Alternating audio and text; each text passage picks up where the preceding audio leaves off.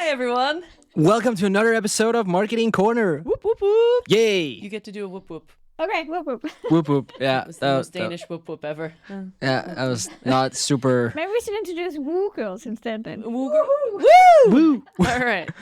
If you're just tuning in, this is actually a marketing podcast. Yeah.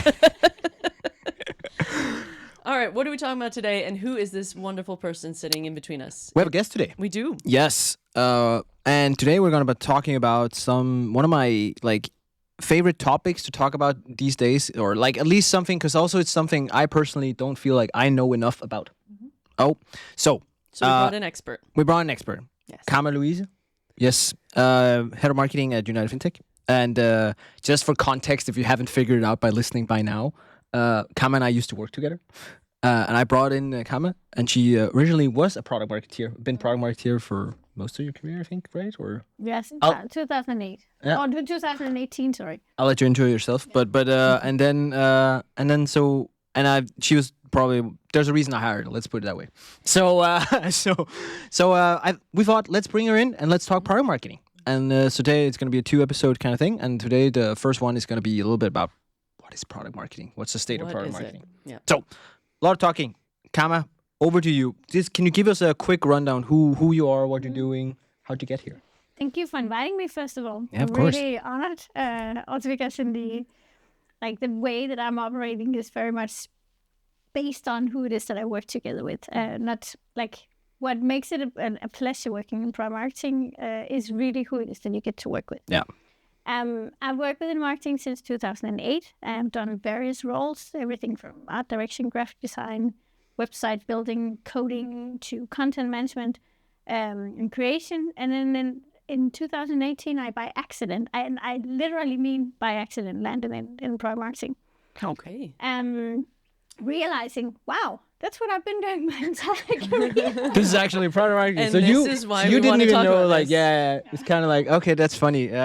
Yeah. And I remember the hiring guy. He called me and he was like, "Hey, I would really like to invite you in for an interview to talk about product marketing." I was like, "Did you say product and marketing? I have no clue what this is." But yes, of course, I'm ready for it. That's the spirit. Yeah. So since 2018, I worked as a product marketeer, and most recently as head of marketing at UnitedFintech, where in essence it would be better to call it head of product marketing, because what I do and what I apply to everything that we do in the team, but also as part of what I do, is in essence just product marketing. Yeah, exactly. And I think that brings us to also why I thought it would be good to invite you in, because I think Jen and I have a pretty good take of what product marketing is. And if you're listening out there, I thought I did until I met with and Kamma. then we talked with some people and then discovered we're idiots. But can you, in your words, try to define product marketing? Where do we start? That's a really, really good question. Also because product marketing has a tendency to be a little bit all over the place. Yeah. And I think that's also the strength of product marketing. But in essence, if you boil it down, then all comes down to product understanding. What's the product? What's the offering? What is it that it's capable of doing? And then the customers. Who are the customers? Why are these guys and girls the ideal customers and the buyer personas and so forth? And then last but not least, what market is it that we operate in? So from a competitor perspective, trends, and so forth. And then what the product marketeer's finest role is, or task is, to find what I call the sweet spot, which is right in between these 3 circles. And sometimes that's extremely easy. In other cases, it's extreme. In most cases, let's say. Yeah, let's be real. And I think that's one of the reasons I wanted to start with this question, because I have always operated under the understanding that a product marketer talks about your features, talks about your, kind of the nuts and bolts. So I would put that at sort of bottom funnel content. Once you've got the awareness, you've got the education, now this is what the product does. But more and the more people I speak to, is pulling product marketing a lot earlier in the funnel and almost putting it in the demand gen of what are the benefits of the product? Why should people buy this product? What problem is it solving? And I think that's a really interesting dichotomy of where does it sit, or does it do all of it? What do you think about kind of where it sits in the funnel? I think it's an interesting question, because initially product marketing was just doing everything. Just market the product that we're selling. The end. Yeah. Just figure out what you do, and especially when you look at what and how product marketing has evolved within, especially the Nordics.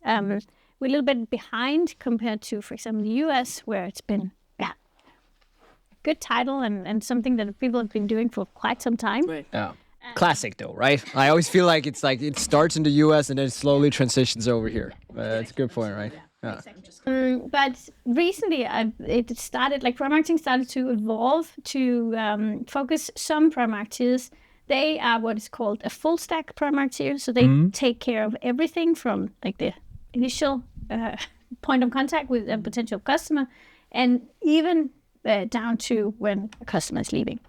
And as you see, that's a bit complex, and often you operate as a single product marketer. So figuring out where should you put your focus, what's the biggest need, what are the hugest or the biggest pain points in the company can be a little bit tricky sometimes. And that also affects the type of personality and the type of experience that is required to be what I would define as a good product marketer. But obviously, you can always learn. But the interesting element is that product marketeers, they can also, like, first off, they can be full stack guys and girls, but you can also hire them to focus on, for example, sales enablement only, or competitor analysis and so forth. And I think that's an interesting development in this type of role, and it taps a little bit into this idea about what is it actually that product marketing is doing, because it is difficult to really answer the question, what are you doing? Which makes it hard to hire them. Yes. This is something that we find in our networking group, right? Everyone's like, does anyone know a product marketer? Does anyone know a product marketer? And it's like, what do they need to do? Well, they need to know the product, but we haven't hired them yet.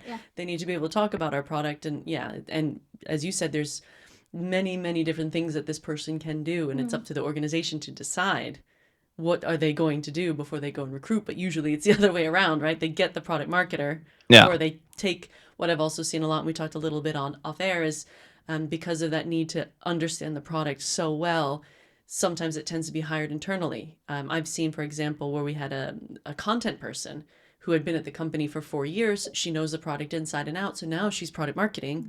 She's learned how to write about it in a way of, how it's used and the benefits. But you can also do the outside in.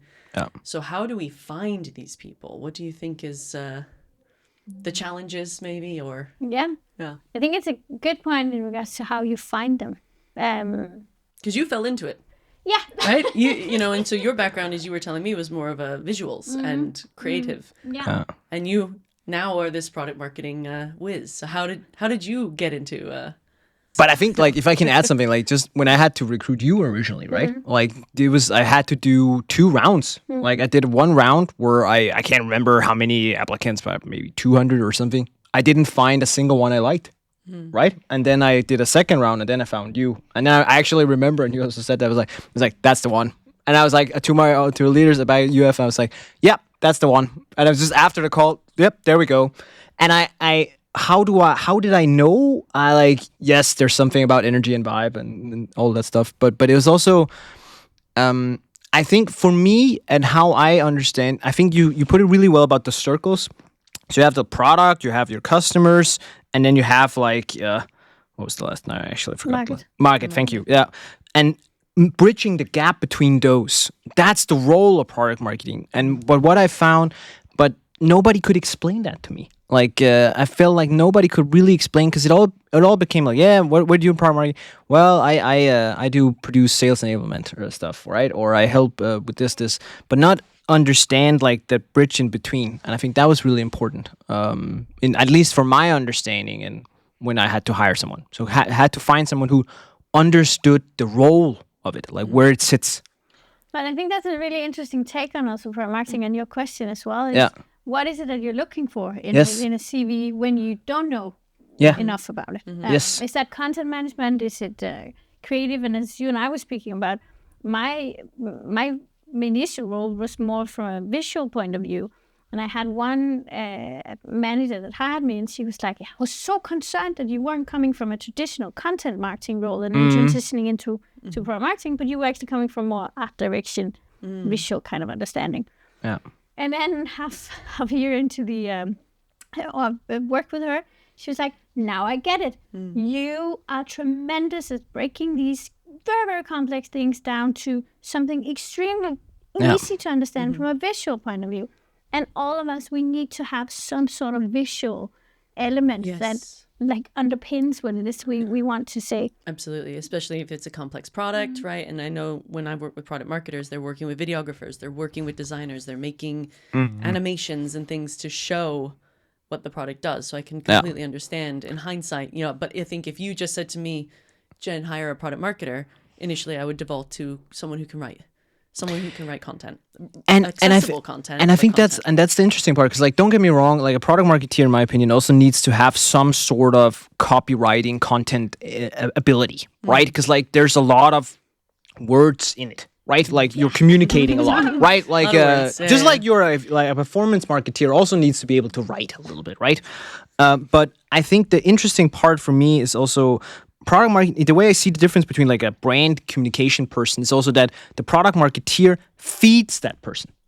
It's the one that tells like, so if you just have a brand communication and you have your CEO, then the brand communication has to go to the CEO and be like, okay, so who are we targeting? Like, why are we targeting these? Yeah, but it's because they buy this, and we all had CEOs, right? They're like, they kind of base it on nothing, right? They base it on their gut feelings. They talk to a bunch of people, right? Yeah. Where the product marketing is like, yeah, I actually did all this segmentation. There's 5 different segments. This is the persona. This is what we're focusing on. Karsten over here, he likes coffee, black and white or whatever, right? Like, that's the detail. And then the brand communication can say, so I came up with this value statement. These are the value props. And then the brand communication can take that and make it better.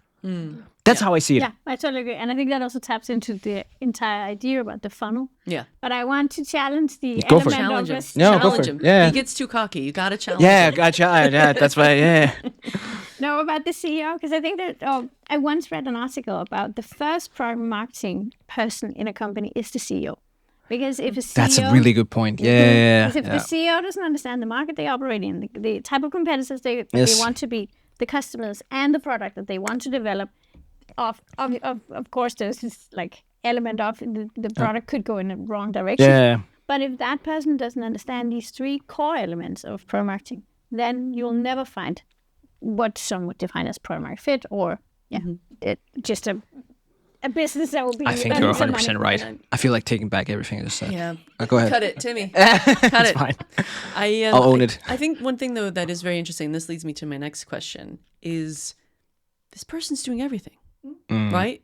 And that's the problem also, is because it's almost like an ICP, right? If you're everything to everyone, then no one knows what you are. And I think that's also a trap that a lot of product marketers fall into. And I know I've been blessed to have a really great one. Shout out to Connor Zazo on Amando. Phenomenal. +1, you met him. But, he knew our target. He knew our competitors. He knew our product. He knew pretty much everything.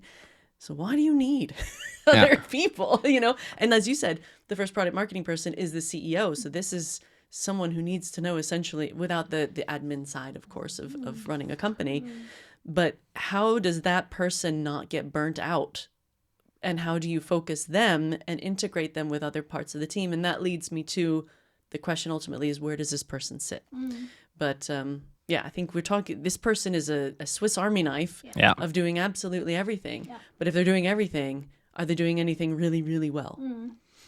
I think there's a key, or one of the key words in being a product marketer, in my opinion, is enabling people, or enablement. Because you enable salespeople to go into a conversation with prospects. You enable customer success people to go into a conversation with the customers, and you enable marketeers to position, talk about the product, and so forth. And then you also enable the product team. Yeah. And it taps a little bit into like, where does product marketing actually sit? Because in essence, there's a tendency to product marketers sitting in marketing, and that's good because we need some sort of a commercial understanding. But there's also like this. It's a little bit of a concern from my side, is that you tend to be like the KPIs, for example, tend to be too much marketing focused, whereas you also influence some KPIs on the product side. But to answer your question in regards to how to make sure that you don't burn out, and how do you make sure that you actually deliver on the different things, I think the key is stakeholder management, and networking, making sure that the entire organization understands in what direction are we running, why are we running in this direction, and so forth.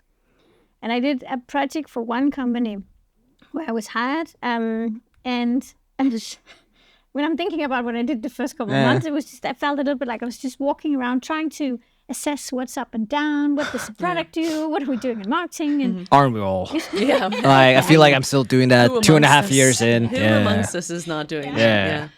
But I discovered that there were some like very interesting elements that was a little bit, it felt wrong. So first off, I was looking at the customer success team, and they looked so mad. And I thought, oh my God, why do you want to work here if you're just so furious constantly? And you saw the salespeople, they were just like, yeah, we closed another deal. Oh, yeah, Everything yeah, is yeah. working. Yeah. And Been there. marketing, yeah. In marketing, they were just like pushing out white papers, doing a lot of different things. And the numbers were a little bit, not really good either. So we had a high churn rate, for example. We had a ton of MQLs, and everything was on paper, top funnel, fairly okay, but churn sucked. So I sat down with the CEO and I was like, I think there's something we need to look into here and figure out. And he was like, yes, go do. I said, okay, I'll do it, but I need you to free up my time. Just, I need your back, or I need you to back me and just free everything up. He said, okay. And what I did was that I simply dived into all the data points that we had, trying to figure out what are the patterns, what is it, like, why do we have the customer success guys being so furious and the sales team being so happy?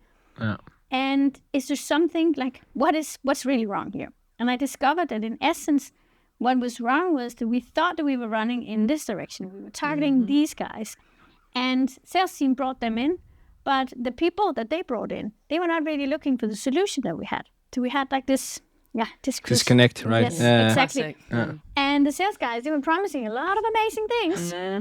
Guess That's what sales does. Yeah, that made the customer success team furious. Yeah. So what I did was to say, okay, guys, we need to do something different. We need to work with our messaging, our positioning, interviewed a ton of customers, and uncovered that this little niche and this ideal customer is actually the one that we should target.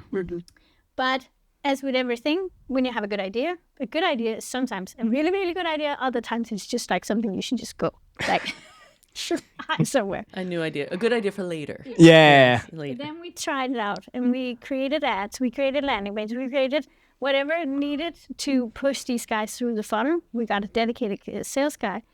And it turns out that actually worked. Like the ICP, the messaging, the positioning, and so forth, that worked. And it helped us also inform what we should focus on in the product. So that thereby we managed to create this foundation, I would call it, which is in essence what a product marketing person is doing, create the foundation so people can win. And that leads a little bit to what KPIs should you put on a product marketing. Yes. That's difficult because we enable everyone and we figure out where are the problems. And it's about really understanding these are the data points. This is the person that I'm looking at. And he looks furious. But data is showing something else. What is it that we should do? Yeah. And that has been a really, really interesting learning and something that I'm applying to everything that I do. So yes, I'm a Swiss Army knife because I need to be able to produce things that I can test and then be able to also challenge what other people are saying. And I think that's absolutely key. We talk a lot about alignment between targets, right? Yeah. We've all worked in places where our target was this and we're just going to hit that target. And one of the things I think we talked about when we chatted earlier was, I talk a lot about the NMFP, not my fucking problem, right? I hit my target sales. Here you go. Here's all my MQLs. And sales are like, these are shit, but I got a target to hit. Here you go, CS, not my fucking problem. And it gets passed on, the buck gets passed on, and then it's poor CS who have high churn, and then it's CS's fault. And how do we pull for earlier in the funnel and go, are these the right customers? And I think the challenge that we also talk about on the podcast is sometimes, like from an investor point of view, we want you to be niche. We want you to own this niche market, put a moat around it, no one can touch you. But that's not growth in a lot of people's eyes. It's we need to be small to enterprise. We need to be everything. We need to be all singing, all dancing. Here's all these different segments for you to go on CS, go treat a self-onboarder the same way you're going to treat an enterprise. And it's this kind of constant battle of narrow, but like short but deep, making sure it's the right people from every stage, and also getting those targets and getting those KPIs aligned. Yeah, I I totally don't know agree. if there's an answer for that, but I think it reminds me a little bit of this element, like going back to where would product marketing actually sit, because in the case of this repositioning and figuring out who's the customer profiles and so forth, that leaned a little bit more towards, I think I would actually call it a little bit more commercial element, because it didn't touch that much upon the product and what direction we were going. Obviously, it was influencing it, and we were debating, should we go and like develop this or so. But in one of the other companies I worked for, there I belonged to the marketing team, but I worked closer with the product team. And that was a company where we saw a lot of, it had tremendous potential. We saw a lot of people coming into the product, and then they got a little bit lost. Kind of like if you go into the woods and then you leave the... They didn't see the value. No, they didn't. It was really interesting. The product team, they were just like constantly pushing out new things, getting new ideas. Customer success again was a little bit like, oh, not again. They tend to lose all the time.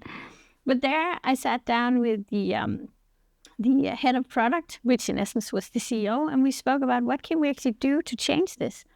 And I then did a huge research in the market to figure out, okay, so who's our competitors and so forth. And we ended up doing a complete repackaging of the product, putting it more into like pillars, so it was easier for people to understand.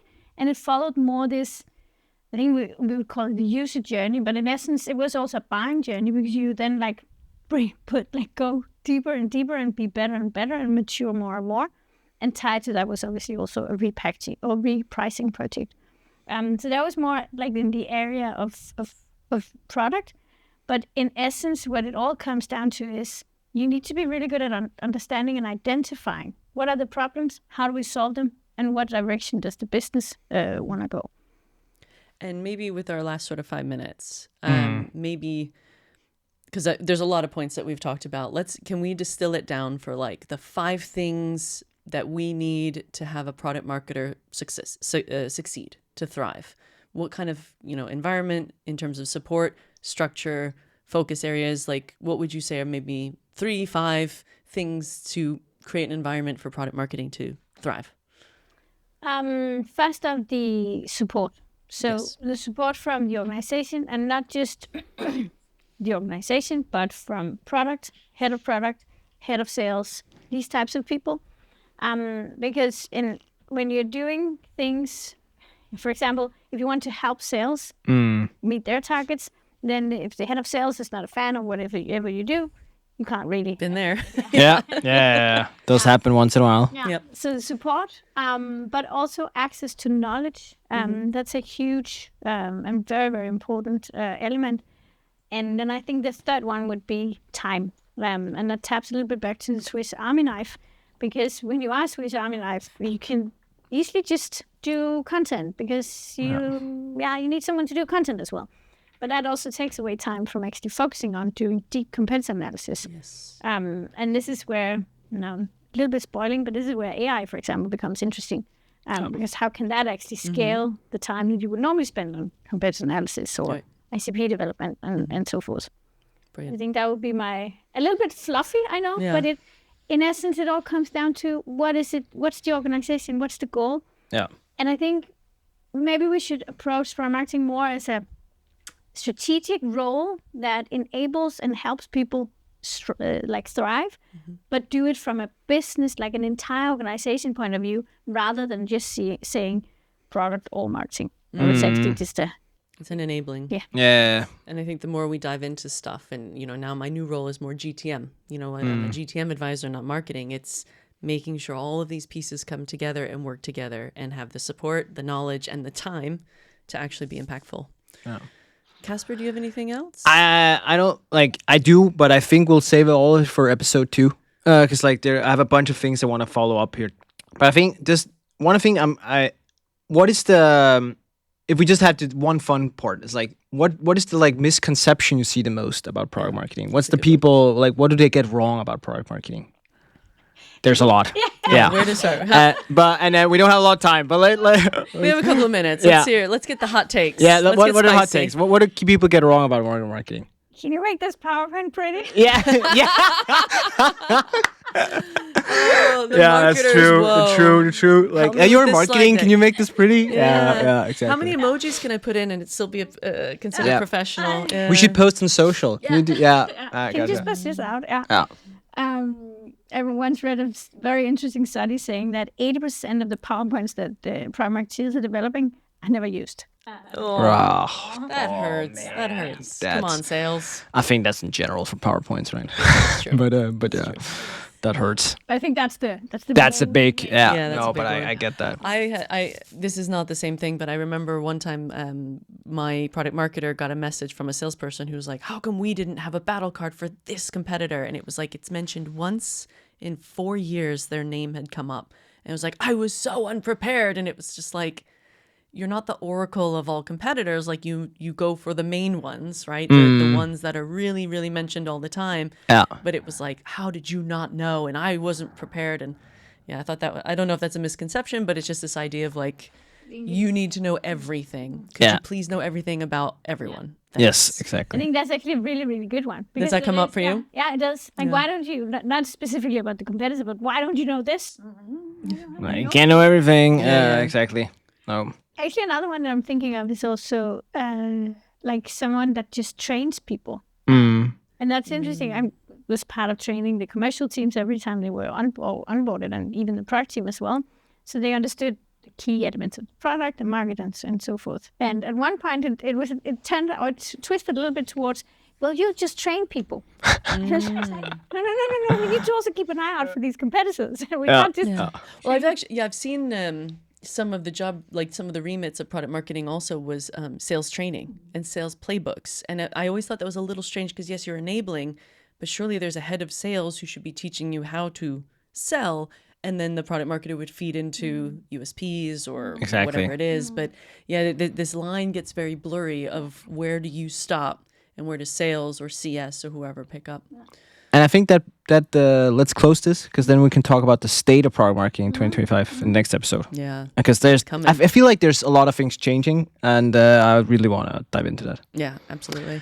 Cool. Thanks for listening, and shout out to Kamma for coming in and joining us here. And tune us in next week for finding out the future of product marketing. Now that we've covered the current state. Now you know what it is. Now you know what it is, everyone. Now you need to know. Go product market. Yeah, go do it. Go do some PowerPoints. Go do a product marketing. Go make some PowerPoints. Beautiful. Please. Yeah, please make them pretty. Okay. Thanks for listening. See you next week. See ya. Bye.